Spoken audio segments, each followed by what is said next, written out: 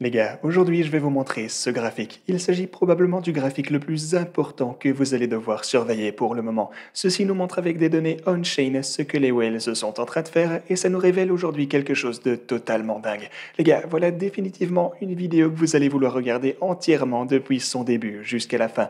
Je vais vous parler de ce que tout ceci veut dire pour le Bitcoin et ce à quoi on peut s'attendre d'ici les 48 prochaines heures parce que oui, je pense bel et bien que tout ceci nous indique que quelque chose de super important est sur le point de se passer. Donc bienvenue à tous, je m'appelle Maxime et je vous apporte chaque jour des nouvelles vidéos en français sur les crypto-monnaies en vous apprenant comment vous faire de l'argent sur ce marché. Si vous êtes nouveau sur cette chaîne, alors soyez sûr de vous abonner et d'activer la cloche dès maintenant. Et ceci étant dit, aujourd'hui on a vraiment une vidéo bourrée d'actions de laquelle parler.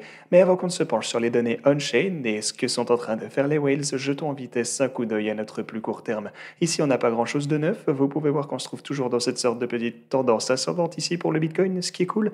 Mais comme vous le savez, on a bel et bien parce que, oui, on est dans notre première boîte orange, c'est vrai, et il s'agit d'une grosse résistance. Parce que tant qu'on ne dépassera non seulement pas la première boîte orange ici à 38 000 dollars, mais aussi celle un peu plus haut à 40 et à 42 000 dollars, eh bien, je n'exclurai pas la possibilité de plus de baisse. Je n'entrerai pas dans une position longue pour le Bitcoin avant qu'on ne repasse au-dessus de cette ligne rouge en question. Il s'agit d'un niveau vraiment distinct et je veux qu'on puisse clôturer au-dessus de cette ligne rouge, qu'on se consolide au-dessus d'elle, et ensuite j'entrerai très probablement dans un trade pour le Bitcoin à ce point seulement.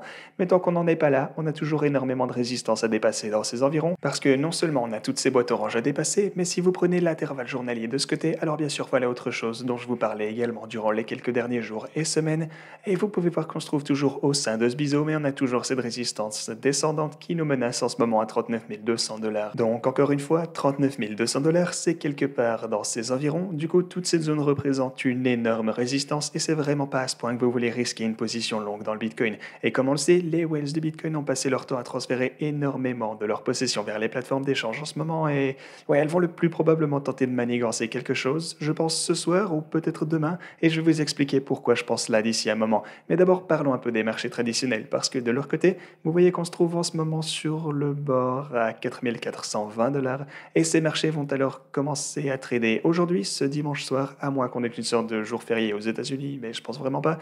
Donc, ouais, vous pouvez voir qu'on se trouve en plein sur le bord ici, et quoi qu'il va arriver lorsqu'ils ouvriront, eh bien ça va également dramatiquement influencer le prix du Bitcoin. Si on voit une toute grosse chandelle verte, eh bien, bon, enfin, pour être honnête, on a toujours énormément de résistance à dépasser ici, donc peut-être que ça ne va pas trop affecter le Bitcoin à la hausse, parce que oui, même si on pourrait voir des impulsions à la hausse, on a toujours énormément de résistance par ici, et également sur notre intervalle journalier avec notre résistance descendante dont on parlait. Donc on a cette résistance, ainsi que le niveau de 41-42 000 dollars, donc ne vous attendez pas à une énorme chandelle verte qui va dépasser tout ceci d'un coup, mais peut-être que ça va au moins nous aider dans la bonne direction pour qu'on puisse par la suite nous débarrasser de toutes ces résistances embêtantes. Mais ça ne pourrait se passer que si les marchés traditionnels peuvent ouvrir en vert, parce que si on voit du rouge à la place ce soir, alors bien sûr, déjà ça ne nous aide pas d'avoir beaucoup de résistance ici, mais en plus ça va probablement vouloir dire que le Bitcoin pourrait rechuter et tester certains de ses niveaux inférieurs ici, vers par exemple 36 400 dollars et peut-être même 33 000 dollars. Et est-ce qu'il y a quoi que ce soit d'autre qui pourrait nous dire qu'on risque de voir cette toute grosse réaction de la part du Bitcoin ici ce soir? Eh bien, laissez-moi vous montrer ceci, parce que ce graphique nous montre des données extrêmement intéressantes également. Au départ, je sais que ça pourra vous sembler un peu étrange à regarder, mais ne vous en faites pas, je vais vous expliquer tout de suite ce que ça signifie. Tout ceci nous indique ce que les whales sont en train de faire, en gros. Et par définition, une whale est une personne qui contrôle 2000 à 10 000 Bitcoin. Attention, pas l'équivalent de 1000 à 10 000 dollars en Bitcoin, mais bien de 1000 Bitcoin à 10 000 Bitcoin. Donc voilà, des sommes totalement incroyables d'argent pour faire simple. Les petits poissons, par contre, sont les personnes qui contrôlent moins de 1 Bitcoin, donc les investisseurs particuliers comme vous et moi, et ces personnes possèdent en moyenne moins d'un Bitcoin. Ok, alors qu'est-ce qu'on peut y voir? Eh bien d'abord on a le prix du Bitcoin. Le prix du Bitcoin est représenté par tous ces points ici. Vous voyez qu'ici en haut on a presque 70 000 dollars, donc le all-time high du Bitcoin. Ici en bas, on a le creux local vers les 30 000 dollars également. Donc ouais, en gros, le prix ici est sur l'échelle de temps. Et ensuite, on a toutes ces couleurs différentes et vous allez voir que c'est super intéressant à analyser. Parce que cette couleur bleu foncé qu'on a ici, eh bien ce sont lorsque les whales et les plus petits poissons vendent du Bitcoin. Ils vendent leur Bitcoin en même temps, tandis que les points bleu ciel alors représentent lorsque les whales vendent leur Bitcoin et que les petits poissons, eux, achètent du Bitcoin. Pour vous la faire simple, ça représente simplement lorsque les whales vendent leur Bitcoin aux particuliers. Maintenant, ensuite, la couleur orange représente lorsque les whales montent et les petits poissons descendent, signifiant que les whales achètent les bitcoins des particuliers et ceux des gens qui en possèdent moins, en gros. Et finalement, donc la couleur rouge, c'est lorsque les whales achètent et les petits poissons achètent également. Donc dans cette catégorie, cette fois, c'est quand tout le monde achète du bitcoin en même temps. Maintenant, tout ceci devient extrêmement intéressant lorsqu'on prend un moment pour analyser ce graphique juste ici. Pour commencer, ce qu'on peut voir, c'est que durant cette grosse phase de vente ici, à partir du précédent all-time high qui a commencé à 69 000 dollars jusqu'au point où on se trouve aujourd'hui, eh bien, en gros, les whales ont continuellement vendu du bitcoin aux investisseurs particuliers. Ok? Parce que ceci est en bleu ciel, ce qui signifie que les whales vendent du bitcoin et que les particuliers, eux, achètent davantage de bitcoin. Et durant toute cette période, les whales ont vendu leur bitcoin dans les mains des particuliers, comme vous pouvez le comprendre avec la couleur, et les prix ont inévitablement chuté toujours plus bas, étant donné que, eh bien, simplement, elles n'arrêtaient pas de vendre. Mais là, on commence à voir quelque chose de vraiment intéressant, parce que non seulement les plus petits poissons continuent d'acheter du bitcoin, mais les whales ont également recommencé à accumuler du bitcoin dans ces environs. Donc en gros, depuis, je sais pas, genre depuis peut-être le niveau des 38 000 dollars et jusqu'à des niveaux de plus en plus bas, eh bien on a commencé à revoir ce genre de points rouges, signifiant que les whales accumulent également du bitcoin en même temps que nous. Et ceci est assez similaire à ce qu'on a pu voir juste ici. La différence étant qu'en juillet de 2021, on a d'abord commencé à voir que les whales achetaient du bitcoin aux plus petits poissons. Les investisseurs particuliers ont donc vendu leur bitcoin en panique aux mains des whales et ensuite elles ont pu consolider le fonds ici et ensuite on a recommencé à monter. Donc voilà, c'est super intéressant de voir comment le Bitcoin est transféré entre les whales et les particuliers, et c'est pourquoi je n'arrête pas de vous dire que les whales sont toujours au contrôle du marché légal. Parce que, comme vous pouvez le voir juste ici, une fois que les whales ont recommencé à acheter tout le Bitcoin disponible, ce qu'on voit ici avec les points orange, donc en achetant ce que vendaient les investisseurs particuliers, eh bien elles ont pu former le fonds, et à partir de là, les investisseurs particuliers ainsi que les whales ont pu recommencer à acheter beaucoup plus de Bitcoin et on a pu remonter par la suite. Mais alors pourquoi est-ce que les whales accumulent du Bitcoin pour le moment?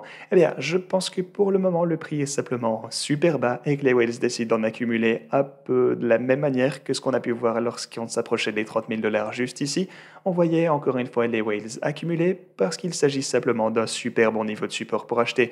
Vers ici, il y a simplement de très grosses probabilités, exactement comme je vous le disais récemment, qu'on puisse former le fonds quelque part ici aux alentours des 30 000 dollars. Ça pourrait être 32, ça pourrait être 33, peut-être même qu'on a déjà trouvé le fonds et ça pourrait tout aussi bien être 26 000 dollars, mais quoi qu'il en soit, je pense vraiment qu'on va pouvoir former le fond dans cette zone en général et c'est également ce que les whales ont l'air de penser parce qu'une fois qu'on a atteint ce genre de niveau, alors elles ont recommencé à accumuler énormément de bitcoin comme vous le voyez. Mais peut-il y avoir une autre raison pour laquelle les whales achètent énormément en ce moment pour faire grossir leur sac de bitcoin? Eh bien peut-être que ça a quelque chose à voir avec ce qu'on a vu de ce côté.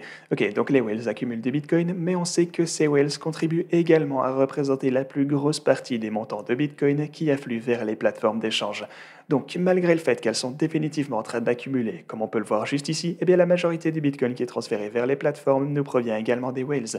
Donc peut-être qu'elles ont accumulé ce Bitcoin pour essayer de faire quelque chose de louche, et ça s'alignerait également avec ce qu'on peut voir en ce moment sur les marchés traditionnels. Donc peut-être que si on voit une grosse chute ici sur les marchés traditionnels lorsqu'ils ouvriront tard ce soir, ou demain en fonction d'où vous êtes, et lorsque le vrai marché aux actions ouvrira, alors peut-être qu'elles vont essayer de renforcer cette chute en balançant tout leur Bitcoin d'un coup, et qu'elles vont donc essayer de profiter de cette baisse pour faire en sorte que les gens vendent leur Bitcoin pour un tout petit prix. Attention, je ne vous dis pas que ça va se passer, mais je vous explique simplement les quelques différentes possibilités qu'on doit envisager pour être préparé.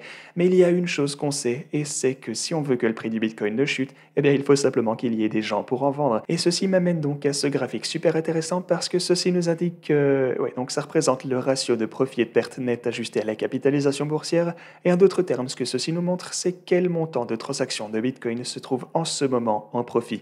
Et ce qui est intéressant à voir, parce que ce que ça représente, c'est qu'en gros, à un certain point, même si le prix du Bitcoin peut avoir l'air super bearish ou peu importe, eh bien, à un certain point, on va bien finir par atteindre un certain point où il ne reste simplement plus personne qui a envie de vendre. Parce que toutes les personnes qui ont tendance à paniquer ont déjà vendu tout leur Bitcoin et les personnes qui restent sont simplement des holders au long terme. Et voilà donc ce que représente ce graphe en question. Et ici, vous pouvez voir qu'on est venu rencontrer cette ligne de tendance à de multiples reprises ici, là où il ne restait donc plus personne qui souhaite vendre du Bitcoin, et il ne nous restait donc plus que les holders au long terme en général. Donc voilà encore quelque chose d'intéressant à surveiller. Attention, je ne vous dis pas qu'on ne pourrait jamais voir une cassure depuis ce niveau, mais tout ce que je vous dis, c'est qu'on a déjà touché ce niveau à pas mal d'occasions, et il semblerait logique que, ben oui, même si le prix peut descendre jusqu'à un certain point, eh bien les vendeurs ont déjà vendu, et les personnes qui restent comptent simplement conserver leur Bitcoin pour le plus long terme, ou en tout cas pour la plupart d'entre eux. Et ensuite, on a encore quelque chose d'autre d'intéressant. Si vous prenez les taux de financement, eh bien les taux de financement pour le moment sont en négatif. Et de quoi s'agit-il? Eh bien les taux de financement sont ce que vous devez payer pour conserver une position perpétuelle, que ce soit sur Bybit, sur Femex ou peu importe, et vous pouvez voir que le taux de financement est en négatif. Et en fait, ça fait déjà un moment qu'il est en négatif. Et ça signifie simplement que plus de personnes shortent le Bitcoin que de personnes qui prennent des positions longues. Évidemment, ça s'applique aux autres cryptos. Ceci peut donc soit durer pendant des périodes prolongées, comme vous le voyez ici en juillet, lorsqu'on a vu ceci pendant un bon moment.